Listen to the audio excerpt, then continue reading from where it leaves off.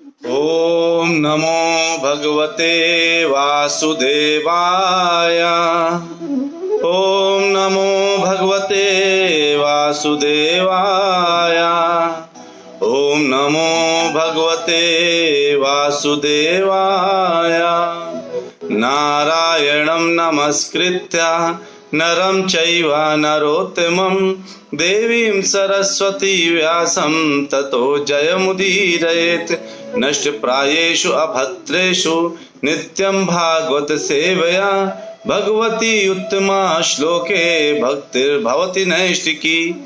ओम अज्ञानतिमिरान्धस्य ज्ञानजनशलाकया चक्षुर्मीलितं येन तस्मै श्रीगुरुवे नमः। श्रीचैतन्यमनोभीष्टं स्थापितं येन भूतले स्वयं रूपः कदा मह्यं ददाति स्वपदान्तिकम्। वन्देऽहं श्रीगुरु श्रीयुतापदकमलं श्रीगुरून् वैष्णवांश्च श्रीरूपं सागरजातं सहगण रघुनाथान्वितं तं सजीवं साद्वैतं सावधूतं परिजनसहितं कृष्ण चैतन्य देवं श्रीराधा कृष्ण पादान् सहगण ललिता श्री विशाखान्वितांश्च। हे कृष्ण करुणा सिंधु दीन बंधु जगतपते गोपेश गोपिका कांता राधा कांत नमोस्तुते। तप्त कांचन गौरांगी राधे वृंदावनेश्वरी वृषभानुसुते देवी प्रणमामि हरिप्रिये। वाञ्छाकल्पतरुभ्यश्च कृपा सिन्धुभ्यैव च पतितानां पावनेभ्यो वैष्णवेभ्यो नमो नमः। जय श्री कृष्ण चैतन्य प्रभो नित्यानंदा श्री अद्वैता गदाधर शिवास आदि गौर भक्त वृंदा। हरे कृष्णा कृष्ण कृष्णा हरे हरे हरे राम राम राम हरे हरे। हरे कृष्णा कृष्ण कृष्णा हरे हरे हरे राम राम राम हरे हरे। हरे कृष्णा कृष्ण कृष्णा हरे हरे हरे राम राम राम हरे हरे।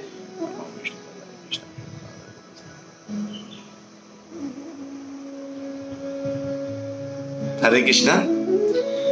आप सभी प्यारे प्यारे भक्तों का नित्य राम कथा में जो 9 दिन की है उसे बहुत बहुत स्वागत है। हम अभी देख रहे हैं कि किस तरह से दशरथ जी ने अपना शरीर का त्याग कर दिया है और दशरथ जी के शरीर के त्याग के साथ वो कहाँ पहुंच गए हैं? वो भगवान की नित्य धाम पहुंच गए हैं। भगवान की नित्य धाम क्यों पहुंच गए और कैसे पहुंच गए? वो इसलिए पहुंच गए क्योंकि वो अंत समय पे भगवान के नाम का ध्यान करके उन्होंने अपने शरीर का त्याग किया। तो जब व्यक्ति भगवान के नाम का ध्यान दिन रात करता है, हर समय करता है, केवल राम राम हरे कृष्ण कृष्ण कृष्ण हरे हरे हरे राम राम राम हरे हरे, केवल इस तरह से भगवान के नाम का ध्यान लगातार करता रहता है तो उसका चित्त इतना साफ हो जाता है कि मृत्यु के समय जो 40,000 बिच्छुओं के काटने का दर्द होता है वो उसको पता भी नहीं चलता। इसलिए व्यक्ति को हमेशा लगातार हमें भगवान के नाम का स्मरण करना चाहिए। हम आजकल क्या होता है, जब हम कुछ चोट लगती है तो हम लोग जो है, पहले क्या होता था, चोट लगती थी लोग अरे राधे राधे कृष्ण हे राम हे भगवान ऐसे बोलते थे। आजकल क्या होता है, ओ शिट क्या हो गया ऐसे बोलते हैं। तो अलग अलग समय पर अलग अलग हम लोग के संस्कार बदलते जा रहे हैं। और संस्कार क्या है? संस्कार यही है, जैसे कहते ना लोग कि मैं अपने बच्चों को संस्कार नहीं दे पा रहा हूँ या मैं बच्चों को जो है कुछ सिखा नहीं पा रहा हूँ। उसका रीज़न क्या है पता है? उसका रीज़न यही है क्योंकि जो हम बच्चों को सिखाना चाहते हैं, जो हम बच्चों से कराना चाहते हैं, वो हमें खुद करके दिखाना पड़ता है। हम सोचे हम खुद जो है कुछ भी करते रहे, हमारे बच्चे बिल्कुल बहुत अच्छे बन जाएंगे, वैसा नहीं होता। अगर हम कुछ करना चाहते हैं, अगर हम कुछ सीखना, बच्चों को सिखाना चाहते हैं तो पहले वो हमें सीखना पड़ेगा, हमें करना पड़ेगा जो आचरण सीखना चाहते हैं। तभी इस समय दशरथ जी का ने शरीर त्याग दिया है और स्थिति ये है कि लोग, अब ये बात चली है, वशिष्ठ जी ने बोला है कि इस समय अब ये देश राजा के विहीन हो चुका है। इस देश के लिए, क्योंकि अब तो राज्य पद के लिए भरत को आना ही होगा, महाराज ने मृत्यु के समय पर यह निर्णय ले लिया था कि दशरथ ही महाराज होंगे, तो अब उनको बुलाना जरूरी है। अब ये यहाँ पे खत्म होता है। अगला चरण क्या स्टार्ट होता है कि अब भरत जी की साइड को अगर हम लोग देखें तो भरत जी क्या महसूस करते हैं। भरत जी के पास अभी कोई सूचना पहुंची नहीं है, अब वो अभी आराम से सो रहे हैं। जब वो सोए तो उनको रात में कुछ ऐसे उल्टे सीधे सपने आने लगे। उनको 3 अलग अलग प्रकार के सपने आए। वो मैं आपको सपने बताता हूं उनको क्या क्या सपने आए। उन्हें सबसे पहला सपना देखा कि उन्होंने कहा कि ऐसा हुआ कि जब मैंने रात में सपना देख रहा था तो मेरे पिता अस्त व्यस्त केशों के साथ और बड़े ही उदास दुखी होकर के एक पर्वत की चोटी से एक गोबर के बिल्कुल जहां गोबर का दलदल था उस गोबर के दलदल में कूद गए जाकर के।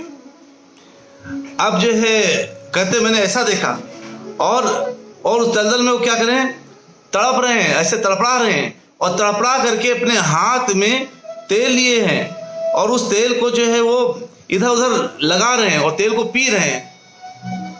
ऐसा उल्टा सीधा सपना देख रहे हैं और वो करके ऐसे हंस भी रहे हैं। अरे उन्हें सपने में यानी वो पहाड़ की चोटी से कूदे हैं गोबर के दलदल में, फिर पता नहीं कहां से तेल आ गया है, उसको लेके वो पी रहे हैं। क्यों? क्योंकि इधर दशरथ जी को कहां रख दिया गया था, तेल के कुंड में रख दिया गया था ताकि वो सुरक्षित रहें भरत जी के आने तक। अब वो जो है जब सुरक्षित थे तो उनको ऐसा सपने में ऐसा आ रहा था।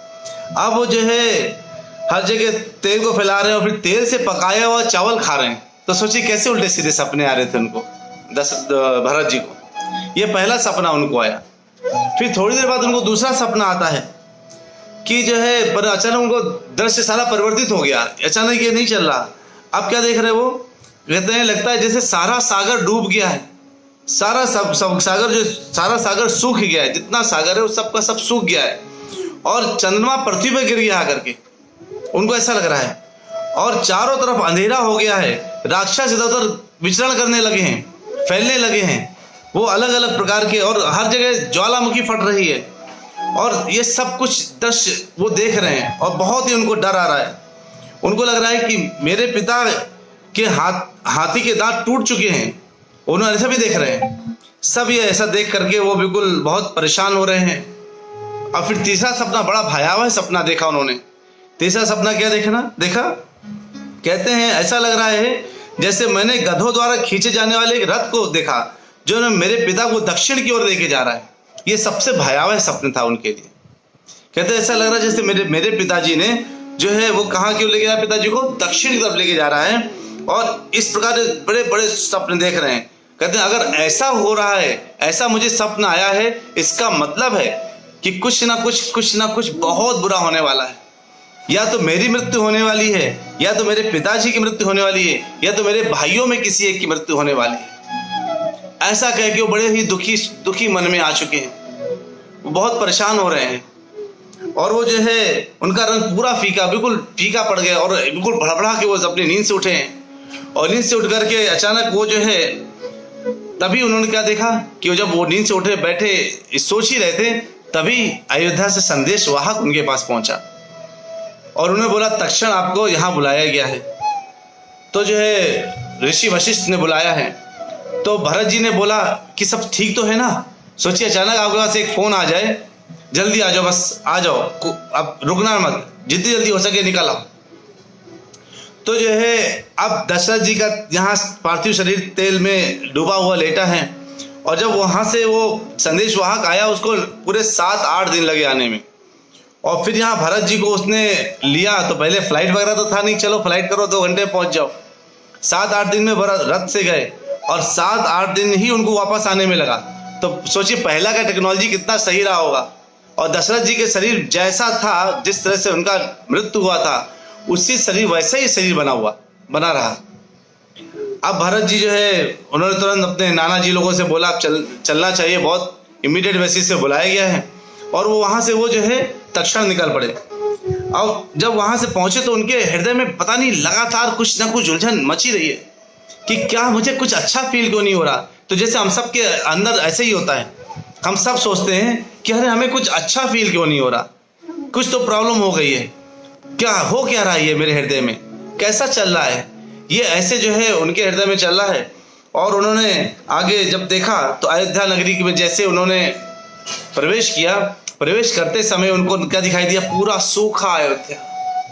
वही अयोध्या का वर्णन जिसमें आपने देखा था कि किस तरह से एक से एक बड़े ऊंचे ऊंचे मंजिलों में बने हुए हैं लोग, और जो है वहां से लोग इमारतों से देख रहे हैं, लोग बढ़िया गाना गाते थे, बढ़िया फुलवारी सजी रहती थी। यहाँ क्या हुआ? रामचंद्र जी के जाने से और दशरथ जी के शरीर त्याग देने से सारे जो पुष्प से भरे हुए पेड़ थे वो झुक गए थे।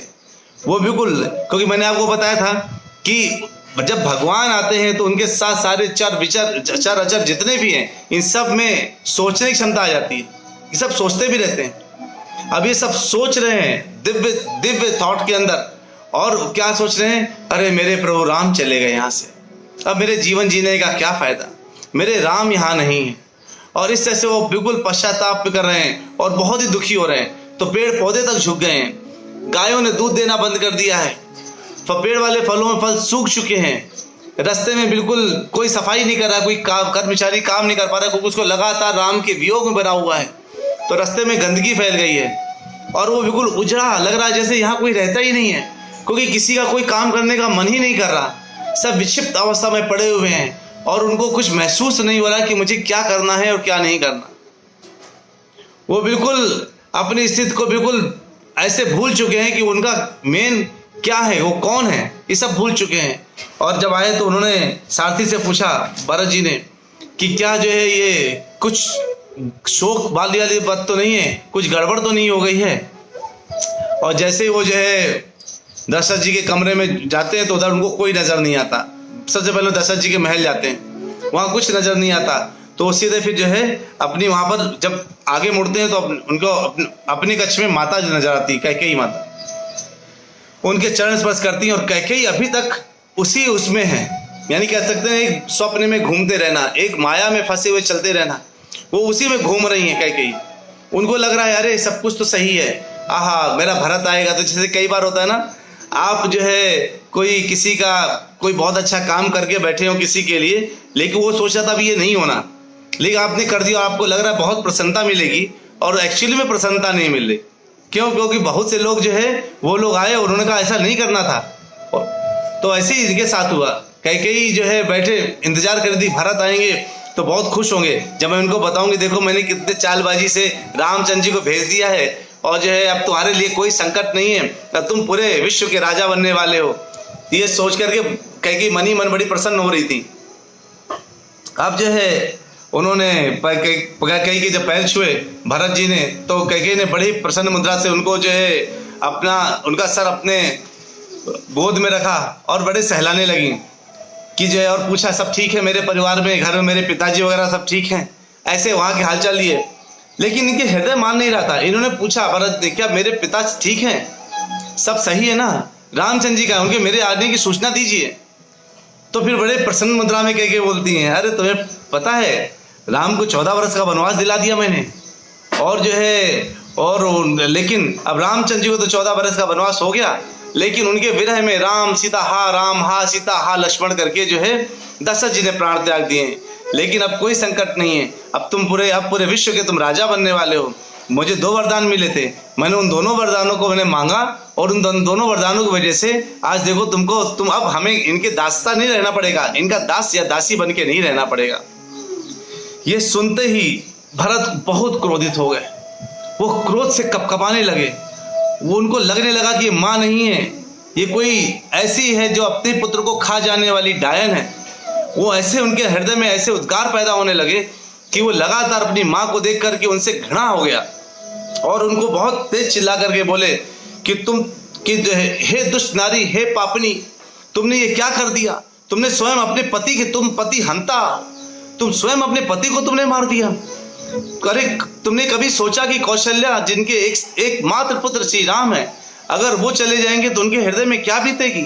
तुमने इस चीज का कभी विचार किया? और बिना विचारे ही तुमने ये सब कर डाला, और तुमको पता है कि तुमने कितना बड़ा पाप किया है। अरे तुम मेरी माँ हो, तुम मेरी माँ कहलाने लायक नहीं हो, तुम्हारे हृदय में ऐसी बातें कहाँ से आई, तुमने ऐसा क्यों किया? और बिल्कुल अब लोग मेरे बारे में क्या सोचेंगे?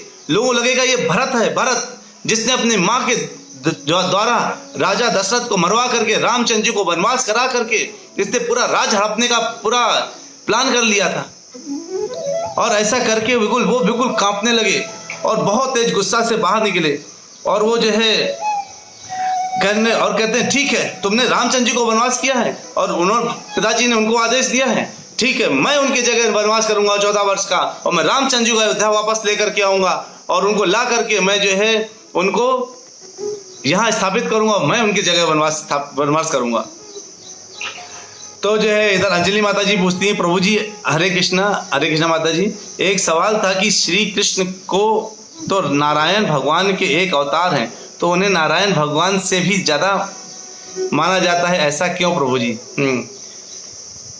तो माता जी नारायण कौन है पता है आपको? नारायण का मतलब है कि जो आयन कहाँ आराम करे, नार में, मतलब पानी में, जो पानी में आराम करते हैं वो नारायण है ना। और नारायण असली में कौन है? पूर्ण जो पुरुष, प्रथम पुरुष, वह है महाविष्णु।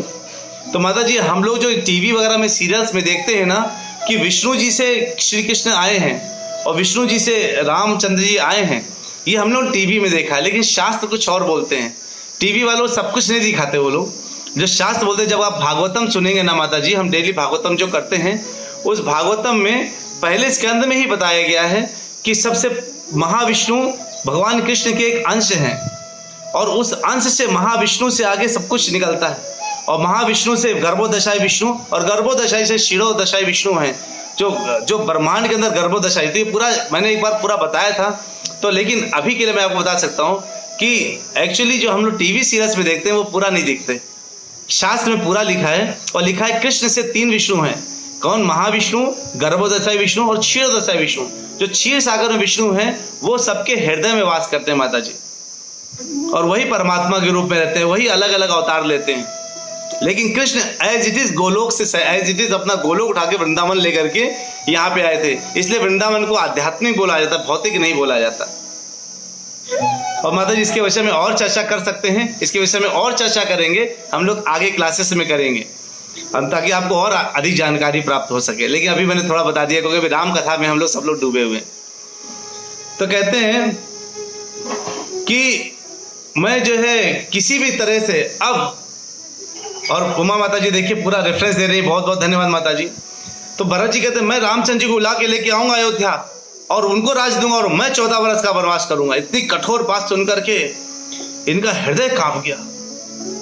ये इनको लगा जैसे ये स्वप्न से बाहर आ गई, इनको अपने में ग्लानि होने लगी कैकेयी को।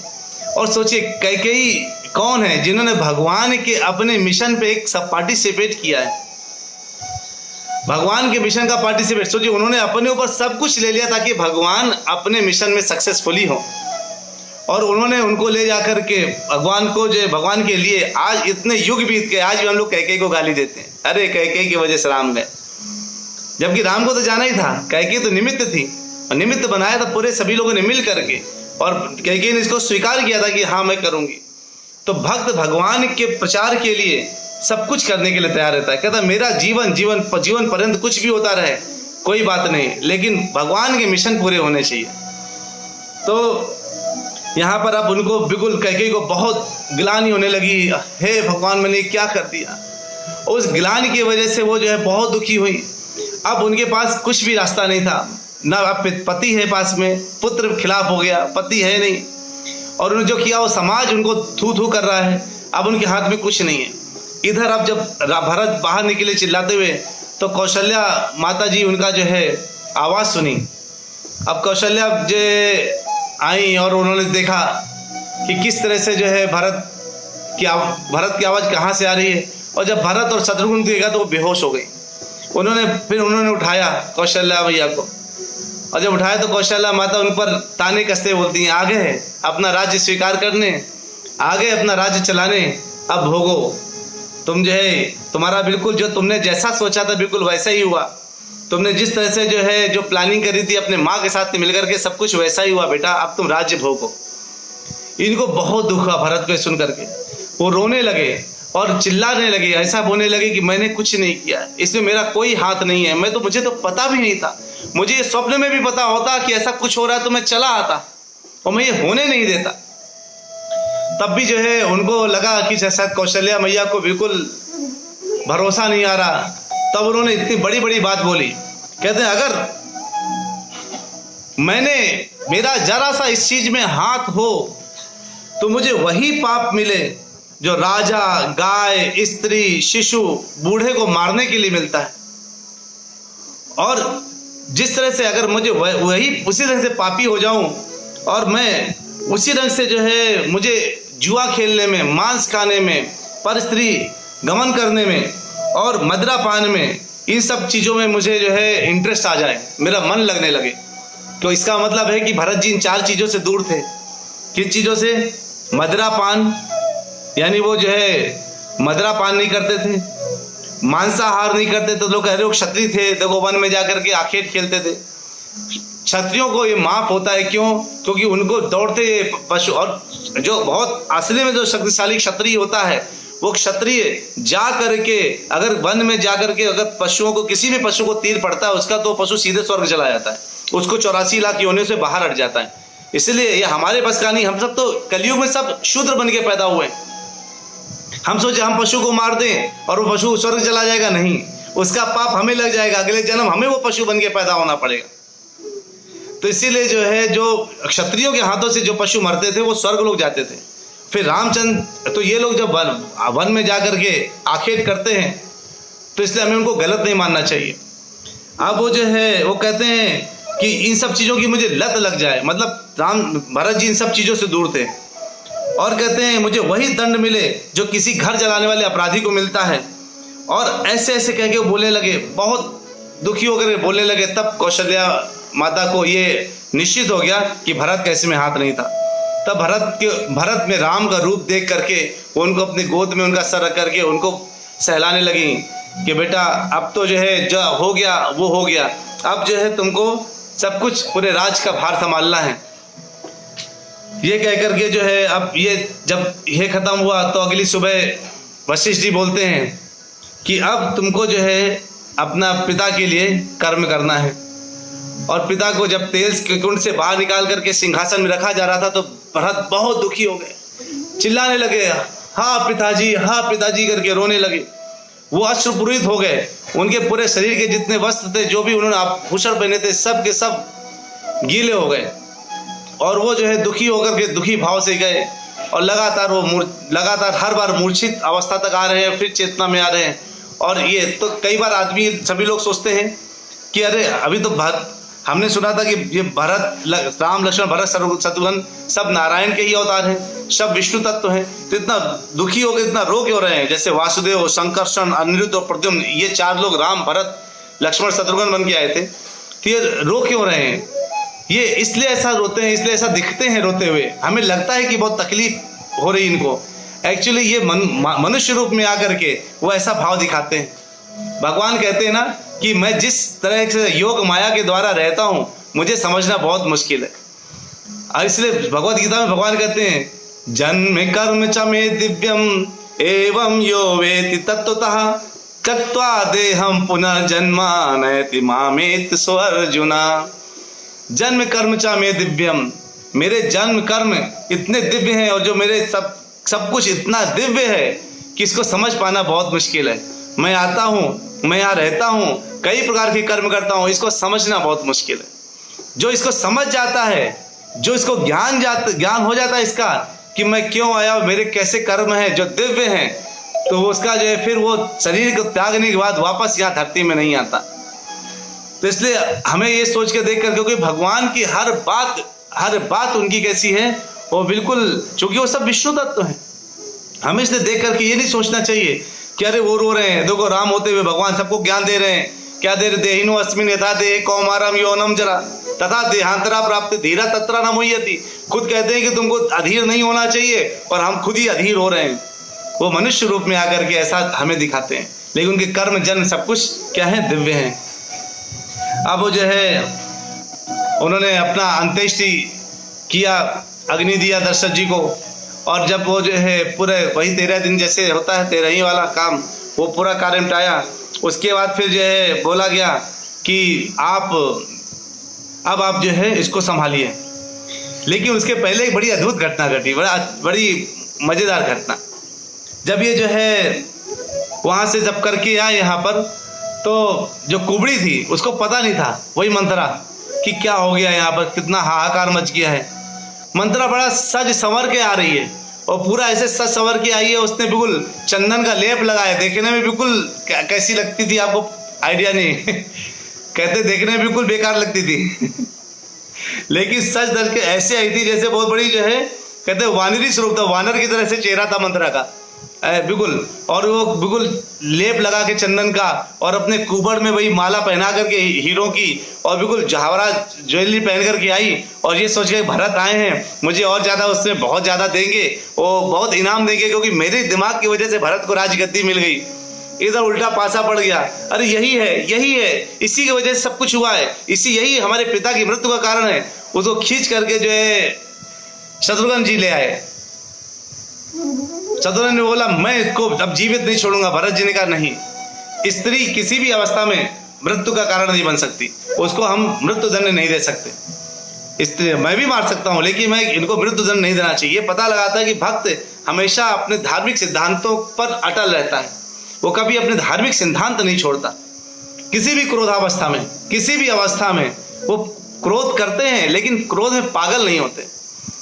जब वशिष्ठ जी ने बोला कि अब आपको राजभार संभालना चाहिए, तो उन्होंने कहा मैं संभाल ही नहीं सकता, क्योंकि मैं तो अपने भगवान राम का नित्य सेवक हूं, मैं उनकी सेवा के लिए आया हूं। मैं उनके लिए किस तरह से जो है उनका राज्य मैं कैसे ले सकता हूं, ये उन्हीं का है, और नियम के अनुसार ज्येष्ठ पुत्र का ही राज्य होता है, ये मेरा राज्य नहीं है, मैं इसको स्वीकार नहीं करूंगा, क्योंकि मैं तो भगवान का नित्य सेवक हूं। अब इसमें यही चीज जो भक्त होते हैं वो क्या करते हैं, भगवान उनके लिए क्या बोलते हैं कि भगवान कहते हैं कि किस तरह से भक्त रहते हैं। सत्तम कीर्तयन्तो माम यत्तन्तश्चः दृढ़वथा।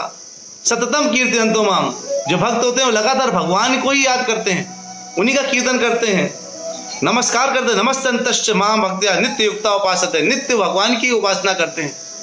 कहते हैं मैं तो उनका परम सेवक हूं, मैं कैसे उनका राज्य ग्रहण कर सकता हूं। और वो इस तरह से कह के जो है वो बिल्कुल रोने लगते हैं, बहुत दुखी हो जाते हैं। कहते हैं मैं उनको लेकर के आऊंगा। ये सुनकर सबके हृदय में बड़ी संतुष्टि मिलती है कि भरत के हृदय में मतलब राज्य को भोगने की इच्छा नहीं है। भरत राज्य को भोगना नहीं चाहते थे। भरत क्या करना चाहते थे, भरत कहते मुझे केवल भगवान का दास बना के रखो, दासानुदास। भक्त कभी भी राज्य मिल जाए, बिल्डिंग मिल जाए, महल मिल जाए, इसके चक्कर में नहीं पड़ता। न धनम न जनम न सुंदरी कवितां वा जगदीश कामये मम जन्मनि जन्मनीश्वरे भवतार भक्ति रहे तु की त्वयि। भक्त को न धन न जन न सुंदरी न कोई न चाहिए, उनको कुछ भी नहीं चाहिए, केवल क्या चाहिए, भगवान की सेवा करने का मौका चाहिए। हर जन्म में भगवान की सेवा करना चाहते हैं। यहाँ भरत वही शो कर रहे हैं, वही दिखा रहे हैं कि भक्त की कैसी लालसा होनी चाहिए। वो राज्य पाकर के पागल नहीं हो गया कि हाँ मुझे तो राज्य मिलेगा, हाँ मुझे बड़ी खुशी मिलेगी, राज्य मिल गया, अच्छा हुआ सारा कांटा निकल गया। नहीं तो भरत को इससे अच्छा मौका क्या होता, सोचिए। वो तुरंत आदेश दिया कि यहाँ से रास्ते बनाओ, अच्छे रास्ते बना दो, ताकि हम सारे पूरे लोगों को लेकर के, घोड़ों को लेकर के, हाथियों को लेकर के, पूरे समाज को लेकर के, पूरे अच्छा बिल्कुल सेनाओं को लेकर के वहां बिल्कुल जिस तरह से राजा को इनवाइट करने जाया जाता है, मैं वैसे उनको इनवाइट करने जाऊंगा। कई लोग पूछते हैं कि अरे जब भरत जी को मिलने ही जाना था इतनी सेना लेके क्यों गए? अरे सेना लेकर के इसलिए गए, सबको लेके, ताकि उनको राजा की तरह लेकर के वापस आए। बिल्कुल इतनी सेना जाएगी तो लगेगा राजा प्रवेश कर रहा है अयोध्या में, ये उनके हृदय में था। इसलिए उन्होंने पूरे रास्ता बनवा दिया। जो नदियां थी जिसमें डायरेक्टली कूद के जाना पड़ता, उसमें उन्होंने पुल बनवा दिए, और ऐसा लग गया जैसे वो बिल्कुल कोई बहुत बड़ा महान कार्य होने वाला है। क्योंकि भारत को पूर्ण विश्वास था कि वो पैर पकड़ करके, उनका चरण स्पर्श करके, उनके पैरों में गिर करके उनको बोल सकते हैं कि कृपया आप आइए और आप राज्य संभालिए, तो भगवान मान जाएंगे। अब जो है ये पूरी सेना को लेकर गए, और आपको पता है कितने लोग लेके गए, कितने लोग गए थे उस रास्ते से? 60,000 रथ 1,00,000 घुड़सवार और 9,000 हाथियों के साथ और फिर माताएं निकली थी, और भरत निकले, वशिष्ठ जी निकले, और सब लोग जाकर के जो है निषाद राज गुह, जहाँ पर भगवान पहले नदी से पार करने के पहले निषाद राज गुह को मिले थे। अब गुह ने क्या देखा, कितना लोग चले आ रहे हैं वहां से, ये चल पड़े जब भगवान से मिलने के लिए, इतने लोग आ रहे, तो गुह को लगा, अरे कहीं भगवान पर आक्रमण करने तो नहीं जा रहे, मेरे प्रभु राम पर आक्रमण करने जा रहे हैं। अरे तो क्या हुआ, इतने लोग हैं, हम भगवान के राम के नाम पर अपने प्राणों के न्यौछावर कर देंगे, लेकिन जब तक हम जीवित हैं इनको आगे नहीं बढ़ने देंगे। और गुह जो है बिल्कुल ये सभी को लगा दिया, सारी नदियों को पार नहीं करने देंगे। तो जितनी नदियों में जितनी नौकाएं थी सभी में अपने ढेर ढेर सारे लोग लगा दिए, कहते बिल्कुल किसी भी कीमत में नदी पार नहीं करने चाहिए लोग। और गुह स्वयं चले गए पूछने के लिए भरत से कुछ, लेकिन अब पूछने के लिए युद्ध के भाव से नहीं गए, कुछ उनके लिए गिफ्ट वगैरह लेके गए, लीजिए आपके लिए कुछ है, मैं लेके आया हूँ, आप बताइए आप कैसे आना हुआ, आपका कहाँ जा रहे हैं आप। वो बोलते मैं प्रभु राम से मिलने जा रहा हूँ। तो जो है सुमंत्र जो पहले ही मिल चुके थे आकर के, सुमंत्र ने जो उन्होंने बोला कि ये प्रभु राम के दोस्त हैं, ये सुनते ही भरत की आंखें भर गई। कहते मुझसे ज्यादा भाग्यशाली तो आप हैं, जिससे भगवान जब यहाँ से निकले तो आपको गले लगा के निकले। एक मैं अभागा जिसको बिना मिले भगवान, बिना देखे, बिना मुझसे बात किए भगवान मुझे छोड़कर चले गए। और ये बिल्कुल दुखी भाव से हैं। तभी जब इनको पता चल गया कि नहीं इनके हृदय के भाव अच्छे हैं, लेकिन भरत को दुखी भी बहुत हुआ। और इन्होंने बोला बड़े प्यार से कि आप उन पर आक्रमण करने तो नहीं जा रहे, मिलने ही जा रहे हैं ना। इनको बहुत दुखा भरत को, कहते मैं उन पर क्यों आक्रमण करूंगा, मैं चाहता हूँ वो राज्य लें और राज्य चलाएं। फिर उन्होंने रास्ता बताया कि हाँ वहां पे मिलेंगे। और जब वहां पे गए तो रामचंद्र जी कहाँ गए थे, गुह के बाद भरद्वाज मुनि के पास गए थे। जब सब भरद्वाज मुनि के पास पहुंचे तो भरद्वाज मुनि जो है ने देखा इतनी बड़ी सेना के साथ आए हैं, लेकिन पहले सेना के पास साथ नहीं है। भरद्वाज मुनि के 2 मील पहले ही सेना खड़ी कर दी ताकि भरद्वाज मुनि को कुछ तकलीफ ना हो, और ये लोग पैदल ही आ गए। तो शत्रुघ्न, वशिष्ठ जी और भरत ये पैदल आ गए इनसे मिलने के लिए। ये आते हैं, वशिष्ठ जी को आते देखा, और जब भरत जी को देखा तो भरत जी ने बताया कि हम जा रहे हैं, हमें रामचंद्र जी का एड्रेस बता दीजिए कहाँ पर है वो। तो भरद्वाज ने कहा आप उन पर आक्रमण तो नहीं करने जा रहे। भरत जी के हृदय पर दूसरा आघात, कहते जिस समाज में अब मेरी ये हो गई स्थिति कि हर व्यक्ति यही सोचा कि मैं केवल बुरा करने जा रहा हूँ, मुझसे बड़ा अभागा कौन होगा। सोचिए, जो व्यक्ति लगातार केवल भगवान के चरण का स्मरण करके जो केवल भगवान के लिए सब कुछ करता है, तो कभी कभी भक्तों को झेलना पड़ता है। ध्यान रखिए, भक्तों को कई बार ये देखना पड़ता है कि इवन तो भगवान के लिए भक्ति कर रहे हैं, लेकिन उन पर कोई कभी ना कभी कोई झूठा दोषारोपण लग जाता है। तो उससे केवल गुस्से में आकर के, आवेश में आकर, हे भगवान तूने मेरे साथ ऐसा किया था, मैं तेरे लिए सब कुछ कर रहा हूँ, तब भी लोग मेरे पर ऐसा दोष कर रहे हैं। नहीं, हमेशा झुकाव में रहना चाहिए, हमेशा सबको झुक करके बताना चाहिए कि मैंने ऐसा नहीं किया। आता है कभी कभी।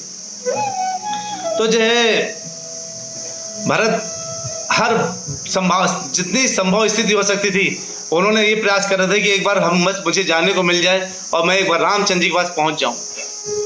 अब भरत जी इस समय भरद्वाज मुनि के पास हैं। भरद्वाज मुनि उनको जो है बताने लगे, उनको रात वहीं किया, और रात बड़ी। भरद्वाज मुनि सोचिए, उन्होंने भरद्वाज मुनि ने सबको आदेश दे दिया, इवन सबसे बोला कि कृपया इनके रहने के लिए अच्छी व्यवस्था करो। किससे बोला? विश्वकर्मा, इंद्र, यमराज, वरुण और कुबेर, ये सब भरद्वाज मुनि के हाथ में थे। इन सब से बोलते हैं कि अब ये सब इतनी बड़ी सेना रुक रही है, इतने ज्यादा लोग आए हैं, पूरी व्यवस्था रखिए। और सब लोग, जितने लोग जो है वहां पे आए हुए थे, इतनी बढ़िया व्यवस्था हुई, सबको लगा कि ये रात कभी ना बीते। इतनी बड़ी व्यवस्था हुई, लेकिन मैं ज्यादा एक्सप्लेन नहीं करूंगा। बिल्कुल बहुत अच्छी, सब लोग वहां से, इंद्र के यहाँ से बड़ी बड़ी अप्सराएं आई जो बिल्कुल भगवान के नाम का कीर्तन सुना रहे हैं, गंधर्व आए जो भगवान के नाम के गाना सुना रहे हैं, और सब आनंदित हो रहे हैं, और बहुत आनंदित हो रहे हैं। और जो है फिर इसके बाद ये सुबह हुई और सब चल दिए। अब जब चित्रकूट की तरफ गए तो जो है सब देखे भगवान की कुटिया किधर की ओर है। अब जब भगवान की कुटिया की तरफ जो है वो बढ़े तो देखा दूर से एक कहीं प्रकाश चल रहा है, हल्का सा धुआं निकल रहा है, मतलब वही एक हिमालय, उन्होंने बोला था चित्रकूट के हिमालय भगवान बस रहे हैं। तो जो है वो उधर जब दूर से देखा तो भगवान, तो आइडिया लग गया कि वहां पर होना चाहिए। अब यहाँ पर धुआं निकल रहा है, और यहीं पर जब ये रामचंद्र जी क्या कर रहे हैं, बात कर रहे हैं सीता मैया से, कह रहे देखो कितना अच्छा है, मैं तुमको कितना टाइम दे पा रहा हूँ।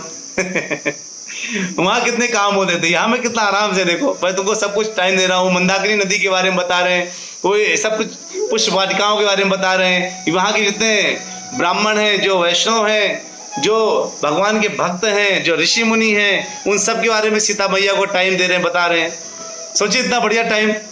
अगर पति पत्नी कहीं किसी जंगल में अकेले जाएं तो उनको बढ़िया, सुख से बढ़िया क्या है, ना नौकरी की चिंता, ना खाने पीने की चिंता, ना कोई चिंता। खाना क्या है वहाँ, कंदमूल तो वहाँ चित्रकूट में भरा पड़ा था, और रहना है साधारण जीवन, यानी कुछ और एक्स्ट्रा नहीं था, नए कुछ कपड़े वपड़े डेली खरीदने नहीं था, मॉल वॉल जाना नहीं था मूवी देखने का कोई मूड नहीं था, प्लानिंग नहीं था वहां से।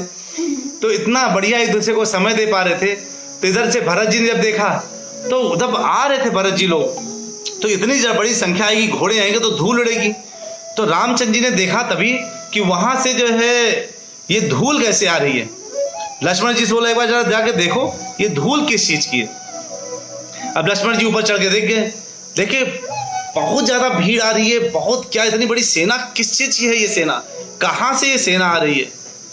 उनको लग गया, तुरंत नीचे उतरे भाग करके, कहते हैं अरे प्रभु कोई ना कोई इधर हम पर आक्रमण करने आ रहा है, तैयार हो जाइए, अपना धनुष बाण ले लीजिए, तलवार ले लीजिए, और बिल्कुल अब युद्ध के लिए चढ़ के अब तैयार हो जाइए। प्रभु राम ने बोला अरे पहले जाके ये तो देखो कि उनके ध्वज कौन सा लगा हुआ है, देखे तो आक्रमण करने कौन आ रहा है, ये तो पता चले, तब तो उसके हिसाब से प्लानिंग की जाए। अब लक्ष्मण जी वापस गए तो देखा कि वो आदि चिन्ह है भरत जी का, आदि चिन्ह के पतंग ध्वजा के साथ वो चले आ रहे हैं। अब आ रहे हैं तो कहते अरे ये तो भरत आ रहा है। लक्ष्मण जी बिल्कुल गुस्से में आए, अरे देखो इसको अभी इतने से पेट नहीं भरा, पूरा राज्य ले लिया, हमको 14 वर्ष का वनवास दे दिया पिता, और अभी तो नहीं पता पिताजी की मृत्यु हुई है, कि 14 वर्ष का वनवास दे दिया, पूरा राज हड़प लिया, अभी इसको लग रहा है कि हम वापस आके इसका राज छीन सकते हैं, इसलिए देखो हमें मारने आ रहा है, तैयार हो जाओ, मैं अभी के अभी तुरंत इसको वध कर देता हूं, ये कितना भी बड़ा शक्तिशाली क्यों ना हो, लेकिन आज ये बचने वाला नहीं मेरे हाथों से। रामचंद्र जी कहते हैं शांत हो जाओ, अरे वो किस लिए आ रहा है पहले आने तो दो, लेकिन मुझे ऐसा लग रहा है कि मेरा भाई भरत ऐसा नहीं कर सकता, वो जरूर मुझसे मिलने आ रहा है और मुझे राज्य वापस देने आ रहा है, लेकिन अगर तुम्हें लग रहा है कि तुमको राज्य चाहिए तो ठीक है, मैं उस अपने भाई भरत से बोल दूंगा और तुम सुकून से जाके राज्य संभाल सकते हो। लक्ष्मण जी को इतनी शर्मिंदगी महसूस हुई कि अरे उन्होंने क्या बोल दिया, कि आने तो दो उसको। अब जब इधर धीरे धीरे भरत जी जा रहे हैं, जैसे देखा कुटिया दिखी, दूर से ही जब कुटिया दिखी इनको, और देखा रामचंद्र जी सीता जी वहां दिख रहे हैं, ऐसा अंदर से उनके अंदर उद्गार पैदा हुआ, आंखें भर के बाहर आने लगी, बिल्कुल रोने लगे और बिल्कुल विक्षिप्त हो गए, पागलों उधर भागने लगे, भैया भैया, बिल्कुल ऐसे भाग रहे हैं जैसे उनको बहुत पुराना कोई प्रेमी मिल गया बिछड़ा हुआ, वो भागे जा रहे हैं। उनके हृदय बिल्कुल इस तरह से हो गए कि उनको लगा कि मुझे क्या क्या मिल गया है आंखों के सामने। वो भाग रहे, बहुत गति से भागने लगे, वो और शत्रुघ्न दोनों भाग रहे हैं। वशिष्ठ जी तीनों माताओं को लेके आ रहे थे पीछे से, और ये जो है बिल्कुल भागे और जाते ही जाते उनके चरण में गिर पड़े। और जब भगवान राम ने उनको उठाया, कहते हैं अरे भरत, और लेकिन इसके पहले एक बड़ी अच्छी घटना घटी। जब जो है वो निषाद राज के पास थे, गुहू के पास, तो गुहू ने दिखाया था, देखो रामचंद्र जी यहाँ सोए थे, इस कुशा में सोए थे, ये सीता मैया यहाँ सोई थी, लक्ष्मण जी और हम लोग रात भर बात किए थे, उनकी पहरेदारी कर रहे थे। और रामचंद्र जी जब देखा इन्होंने, फिर बोला देखो ये बरगद का जो दूध निकल रहा है ना, व्हाइट बरगद से निकलता है, अगर आप कभी पत्ता तोड़े, क्या उसको रामचंद्र जी लेकर के अपने बालों में लगा करके पूरी जटाएं बनाई थी। कि जब भरत जी ने सुना तो उनको बहुत दुख हुआ, और उन्होंने क्या किया, उसी दूध को लेकर के बरगद के उन्होंने भी अपनी जटाएं बना ली थी वहीं पर। मेरे प्रभु राम ऐसे हैं, अब मैं भी ऐसे ही रहूंगा। उन्होंने भी पेड़ की छाल वाले कपड़े पहन लिए भरत जी ने। जब रामचंद्र जी उनको ऐसा देखा तो उनको भी अच्छा नहीं लगा। अरे भरत तुम यहाँ क्यों आए, तुमको तो पिताजी जी ने राज्य संभालने के लिए आदेश दिया है ना, तो तुमने राज्य क्यों नहीं संभाला, तुम यहाँ पर क्यों आए हो। तो कहते हैं भरत जी मैं आप जब जो राज्य आपका है उसको मैं कैसे चला सकता हूँ, जो राज्य आपका है आप ही को संभालना है। मैं आपसे निवेदन करने आया हूँ, रिक्वेस्ट करने आया हूँ कि आप प्लीज यहाँ से चलिए, कृपया आप यहाँ से चलें, क्योंकि अब यहाँ को आप ये, और अगर 14 वर्ष करना तो मैं यहाँ रहूंगा। तो उन्होंने बोला नहीं भरत, मैं पिता की आज्ञा के बगैर नहीं हल सकता। मेरे पिताजी ने मुझे यहाँ पे आदेश दिया है कि मैं 14 वर्ष का वनवास करूं। तो कहते नहीं, आपको चलना पड़ेगा, नहीं तो मैं समाधि ले लूंगा। भरत जी बहुत तरीके से उनको मनाने लगे। तब भगवान ने उनको कुछ ज्ञान की बात बताई, वह हम सबको सुनना चाहिए। बहुत महत्वपूर्ण बात बताई। कहते हैं कि जो राजा है, जब तुम राजा की तरह वहां बर्ताव करोगे, जब तुम आगे जाके अपना राज्य बनाओगे, तो तुम्हारे अंदर ये 14 गुण होने चाहिए। जो 14 दुर्गुण नहीं होने चाहिए। ये 14 दुर्गुण तुमसे दूर रहने चाहिए।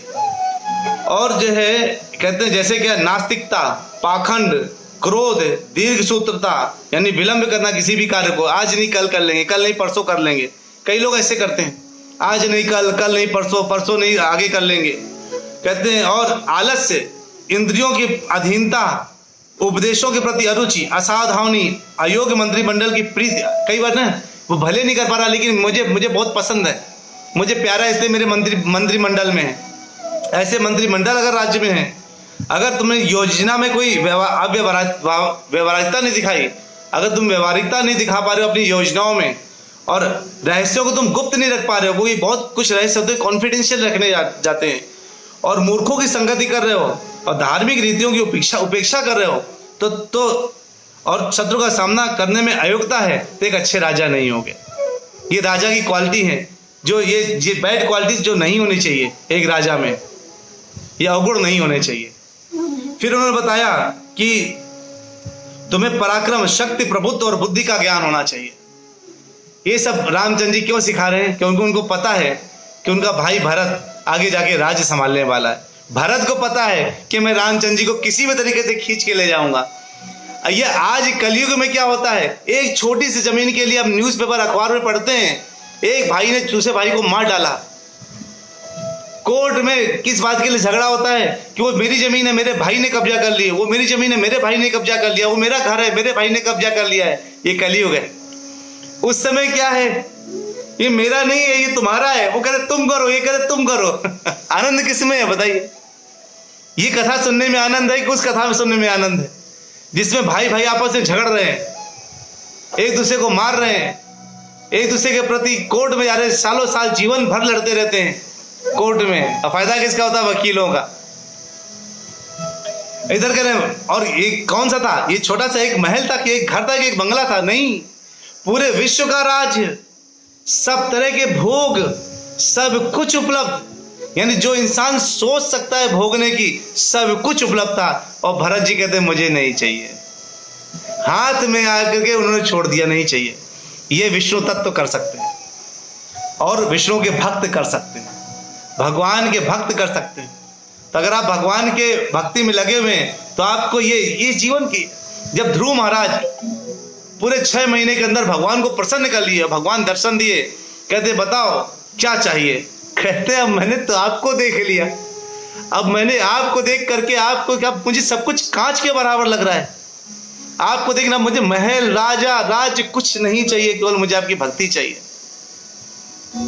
भगवान को प्राप्त करने के बाद सब कुछ मिट्टी लगने लगता है। वो परम आनंद जब हमको अंदर से मिलता है, और भगवान एक एक सेकंड के लिए अगर हमें नहीं दिखते तो क्या लगता है कि सब कुछ शून्य हो गया है गोविंद के विरह में।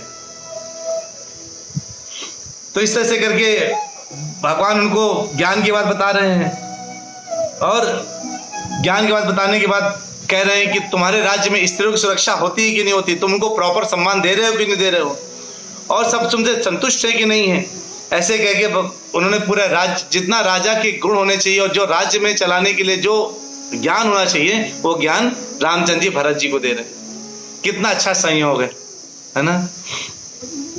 अब जब जो है भरत जी से बोला, तो भरत जी ने बोला आपने मुझे सब कुछ ज्ञान दिया, लेकिन मुझे इनमें से कुछ भी प्राप्त करने की इच्छा नहीं है।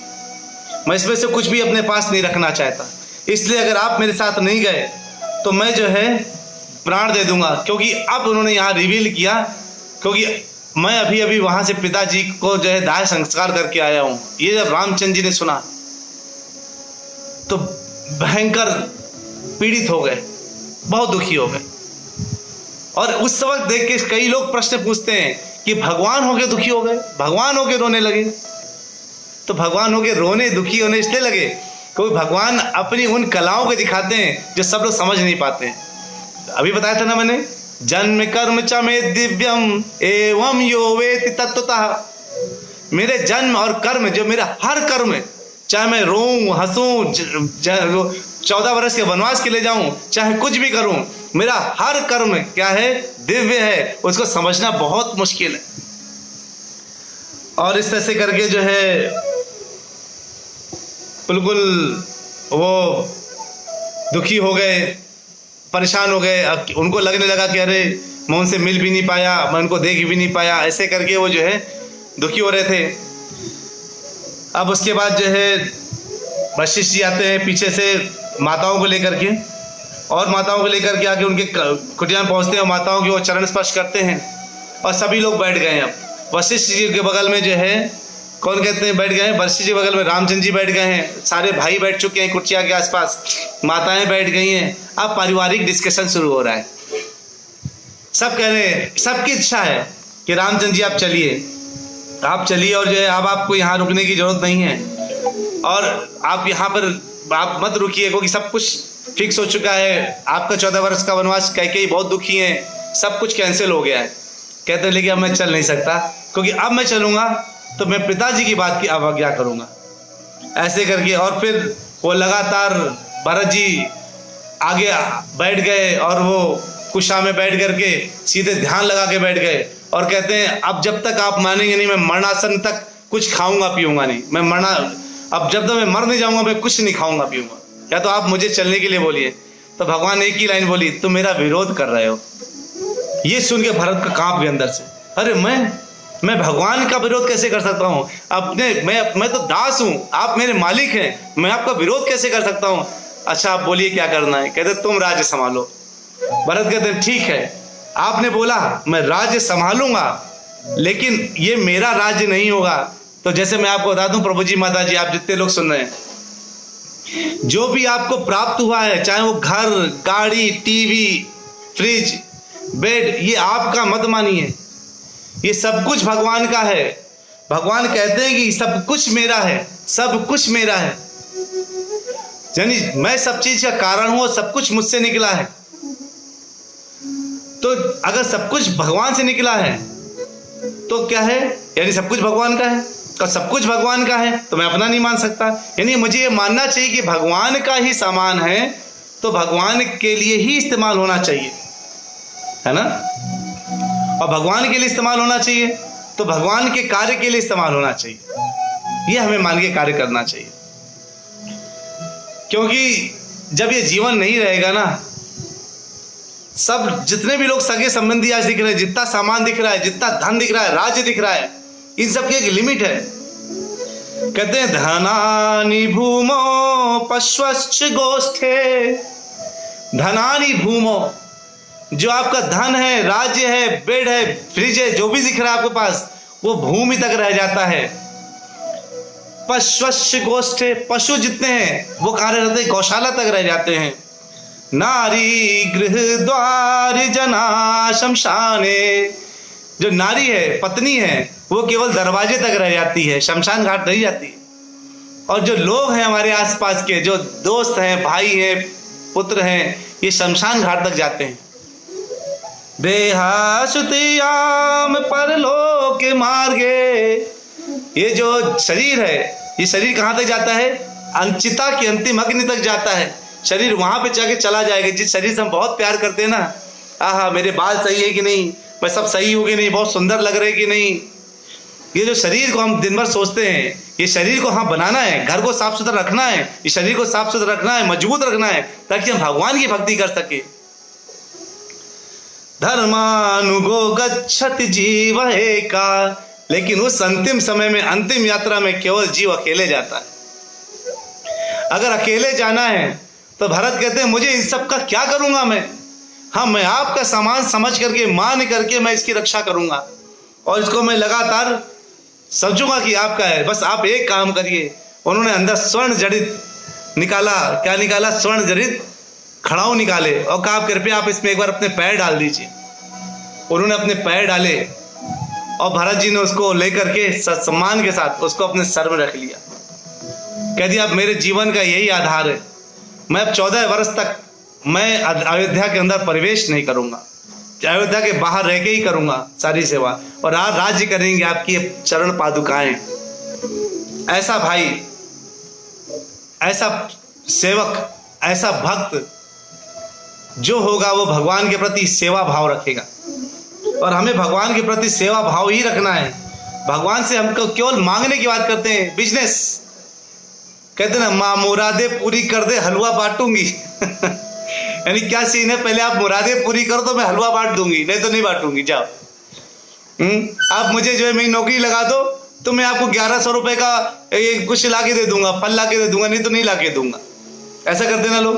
बिजनेस भगवान के साथ चलता है। बिजनेस भगवान कहते हैं ये जो कुछ अगर आत्र जो दुखी व्यक्ति है, अर्थार्थी, जिज्ञासु, ज्ञानी, पैसा चाहता है, दुखी है, सुख चाहता है, ज्ञान चाहता है, जिज्ञासा रखता है, कुछ भी अगर कोई भी इनमें से चारों में जो भी मेरे पास आता है ना, मुझे वो बहुत अच्छा लगता है, वो तो मुझे बहुत पुण्यात्मा लगता है। भगवान उनको पुण्यात्मा बोलते हैं। तो अगर आप धन के लिए भी भगवान के पास जाना चाहते हैं तो भी भगवान आपको कहेंगे कि आप पुण्यात्मा हैं। यहाँ से भरत जी अब वापस चलने की तैयारी कर दी है, यहाँ से जा रहे हैं और जा करके वो वापस गए। वापस जाते थे भरद्वाज मुनि से मिलते हुए, वो जा रहे हैं कहाँ पर, नंदीग्राम में। लेकिन वो हर चीज क्या कर रहे हैं, भगवान के लिए कर रहे हैं सब कुछ। भगवद गीता में भगवान कहते हैं ना, यत करोसि यदस्नासि यज्जुहोसि ददाति यत तपस्यसि कौन्तेया तत्कुरुष्व मदर्पणम। यत करोसि जो करते हो, यदस्नासि जो खाते हो, यज्जुहोसि जो कुछ अर्पित करते हो, ददाति यत जो भी दान देते हो, यत तपस्यसि जो तपस्या करते हो, जो भी करते हो सब क्या करो, मुझे अर्पित करते हुए करो। तो भरत जी ने वही किया, सब कुछ भगवान को अर्पित करते हुए किया। कहते जो भी करूंगा, राज्य करूंगा तो आपको अर्पित करते हुए करूंगा, मैं जो भी करूंगा केवल आपके लिए ही करूंगा। रामचंद्र जी उनके लिए सब कुछ थे। जिस दिन हम भगवान को अपना प्राण मान लेते हैं और जब हम अपने हृदय से भगवान की भक्ति में लग जाते हैं, हृदय से उनके लिए केवल सब कुछ चाहना चाहते हैं, भगवान उस वक्त हमें देखते हैं और कहते हैं राज्य करो, सुख भोगो, आगे बढ़ो। भगवान हमें सब कुछ दे देते हैं। इधर भरत जी ने उछावर करने आए थे, भगवान ने राज्य दे दिया। हम छोटी छोटी बातें मांगते हैं कि भगवान हमें दे दो। सोचिए रावण ने बहुत तपस्या करी, सर काट काट के रख दिए, तब सोने की लंका मिली उसको, है ना, पता है ना, तब सोने की लंका मिली। जब उसने इतनी तपस्या करी, हजारों हजार साल तपस्या करी, तब सोने की लंका में एक राजा बन के बैठा हुआ। और वही राज्य विभीषण के और रामचंद्र जी के चरण में पहुंच गए। मुझे अपनी चरण में ले लो, अपनी शरण ले लो भगवान निकाल लो, तुमको जो है मैंने लंका का राज्य दे दिया, अभिषेक कर दिया, राज्याभिषेक कर दिया। मतलब भगवान की शरण में आप चले जाते हैं तो आपको सब कुछ मिल जाता है, और नहीं जाते तो खूब तपस्या करने के बाद, बहुत संघर्ष करने के बाद जो प्राप्त होता है वो केवल मात्र भगवान की शरण में पहुंच जाने के बाद मिल जाता है। पर ये क्या ज्यादा आसान है, तपस्या करना कि भगवान की शरण में जाना, है ना? तो भगवान की शरण जाना ज्यादा आसान है ना। तो क्यों ना भगवान की शरण में रह के भगवान के बारे में नित्य सोचते रहे, सब कुछ तो वैसे ही मिल जाना है। कहते हैं कि फिर जब उधर अब जब भगवान ने देखा कि ऋषि मुनि काफी, रामचंद्र जब इधर भरत आ गए हैं वापस, और उन्होंने कहा मेरा सेटअप अब नंदीग्राम में लगा दो। नंदीग्राम में जो है उन्होंने कहा मैं बाहर ही रहूंगा और यहीं से राज्य करूंगा। अब यहाँ की ये कथा होती है। अब वहाँ क्या हो रहा है, रामचंद्र जी के पास कुछ ऋषि मुनि आते हैं और बहुत दुखी हैं। वो दुखी हैं, थोड़े परेशान हैं। किस चीज के लिए दुखी हैं? वो थोड़ा क्या हो गया? रामचंद्र जी बोला क्या हुआ? कहते इधर खर है जो बहुत दुष्ट है, वो क्या कर रहा है, लगातार आकर हमें परेशान करता रहता है, खर आकर के, और वो जो है हमारे यज्ञ नहीं होने देता। अब हम इस जगह को छोड़ के जा रहे हैं। रामचंद्र जी को ठीक है, उनको जाने का आदेश कह दिया, ठीक है आप लोग जाइए। बाबा ने अभी कुछ ज्यादा नहीं किया, आगे अभी आएगा ना, अरण्य कांड में बहुत कुछ सुनने को मिलेगा, मजेदार बातें। और कहते हैं ठीक है आप लोग जो है यहीं रहिए, वो चले जाइए। फिर बाद में देखा कि जो जब आए थे भरत तो उनके इतने घोड़े लोग आए थे, हाथी आए थे, तो उधर काफी डिस्टर्ब हो गया था। तो कहते इसको बनने में टाइम लगेगा। तो वो भी उन्होंने सोचा कि मैं भी अब थोड़ा सा चेंज कर लेते जगह। और फिर यहाँ पे लोग देख के जा चुके हैं, तो कई लोग हमसे मिलने आते रहेंगे। तो ये भी सोचा भगवान ने, और कहाँ गए वो? अत्रि मुनि के पास गए। अत्रि मुनि के पास जाकर के जब अत्रि मुनि देखा रामचंद्र जी को, तो उन्होंने जो है उनको बोला कि अत्रि मुनि ने अपनी पत्नी से बोला अनसुईया से कि आप इनको जो है, अत्रि मुनि ने अनसुईया से बोला कि आप इनका ख्याल रखिए सबका। तो उन्होंने जो है जब देखा सीता मैया आई, तो सीता मैया से बात करी और सीता मैया को ज्ञान दे रही हैं कि आपके अच्छा हुआ आप पति के साथ आ गई, बहुत अच्छा काम किया आपने, आप ऐसे ही पत्नी होती है ऐसे। तो उन्होंने बोला सीता मैया ने, हाँ यही ज्ञान मुझे मेरी माँ ने, मेरी सासू माँ ने, और आप दे रहे हैं तो मुझे आप भी मेरी माँ की तरह लग रही हैं। तो उन्होंने, तो अनसुईया ने उनको पुत्री समझ करके क्या दिया? उनको वस्त्र दिए ऐसे जो कभी गंदे नहीं हो सकते थे, कभी फटेंगे नहीं, कभी गंदे नहीं होंगे, हमेशा इसमें अच्छी सी महक बनी रहेगी। आभूषण दिए जो हमेशा अच्छे चिकने बने रहेंगे, साफ सुथरे बने रहेंगे। और माता जी को, तो सीता मैया को ये सब उन्होंने दिया। अब वो जो है कहते हैं कि सीता मैया को इधर दिया और उन्होंने वहां से क्या किया? दंड कारण वन में जाने के लिए पूछा इनसे कि दंड कारण वन कहाँ है? तो अत्रि मुनि ने बताया कि इस तरफ, इस दिशा में है, लेकिन आप जाइए, लेकिन वहाँ राक्षस बहुत बड़े बड़े मिलेंगे। कहते कोई बात नहीं, हम चलते हैं। वहां से भगवान चलते हैं दंड कारण की तरफ। इधर भरत जी वापस आकर के कहाँ आ गए? नंदीग्राम में रहने लगे हैं। स्थितियां अब ऐसी हो गई हैं और यहाँ से हमारा अयोध्या कांड समाप्त होता है। उम्मीद है आप लोग अयोध्या कांड बहुत अच्छा लगा होगा, बहुत आनंद लिया होगा आप लोगों ने अयोध्या कांड में। और ये अयोध्या कांड सुन करके आपके हृदय बहुत ही निर्मल बनेगा। कहते हैं जो अयोध्या कांड सुनता है उसका हृदय निर्मल बनता है, भगवान की भक्ति और प्रेम मिलता है। जिस तरह से भगवान राम भरत को प्रेम दिखाए, वैसे भगवान राम हमें प्रेम दिखाते हैं।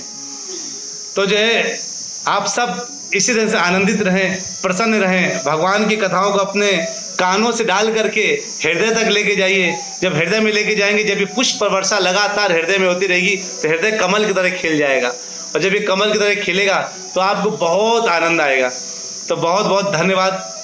आप सब लोग ऐसे सुनते रहे, ऐसे ही करते रहे, क्योंकि जो है ऐसे भगवान की कथा सुनते रहने से हमारा हृदय रूपी कमल खिलता है और वो लगातार भगवान के रूपी चरण में गिरने के लिए आतुर रहता है। तो एक बार जोरदार हरे कृष्ण महामंत्र के साथ अल्प विराम लेते हैं, मिलेंगे कल फिर से। अब क्या है, जब अयोध्या कांड होगा खत्म होगा तो अरण्य कांड शुरू होगा, और अरण्य कांड में अब स्थितियां बदल जाएंगी। अब भगवान यहाँ पे क्या बन जाएंगे? वीर रस दिखाएंगे अपना। ठीक है, सब देखने तैयार रहिए, तो बहुत कुछ होने वाला है आगे। हरे कृष्णा कृष्ण कृष्ण हरे हरे, हरे रामा राम राम हरे हरे। हरि बोल, हरे कृष्ण। मिलते हैं कल की तरह।